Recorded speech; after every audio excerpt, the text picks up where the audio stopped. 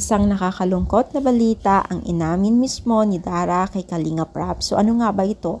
So bago natin ipagpatuloy ang ating pagsa-race video, kung bago ka pa lang sa aking channel, please subscribe, like, and pakit na rin pa natin guys ang notification bell upang ma-update po tayo tuwing ako pinag-upload patungkol sa Team Kalingap. And please support po natin ang buong Team Kalingap, especially po kila Kalinga Prab at Kuya Bal. So ngayon guys, no, ang talagang pinag-uusapan, isa sa mga pinag-uusapan ngayon ay ang love team ni Dara.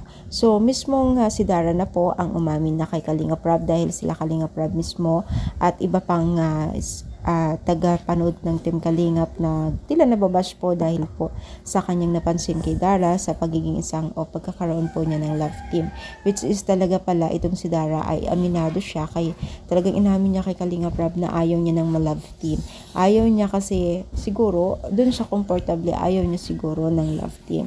At mismo nga na sila Kalinga Prab na po ang nagsabi na much better daw na gusto ni Dara po ang mapag-isa po kaysa may love team. Kaya naman po, sana maunawaan natin, di ba? Bilang isang Dara din po ay masyadong bata pa po para magkaroon din ng ganyan. So, inawain natin kung bakit ayaw siya at mas gusto niyang sarili po, no?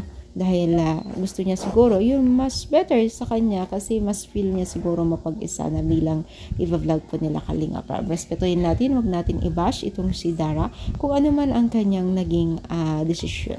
Dahil dun siya masaya. Why not, no? Kung saan masaya itong si Dara, supportahan po natin, no? So, wag tayong mambas po sa kanya dahil may kanya-kanya tayong pananaw sa buhay. So, ano masasabi nyo? I-comment lang, palike po ang ating video. Thank you so much, more power, and God bless po guys.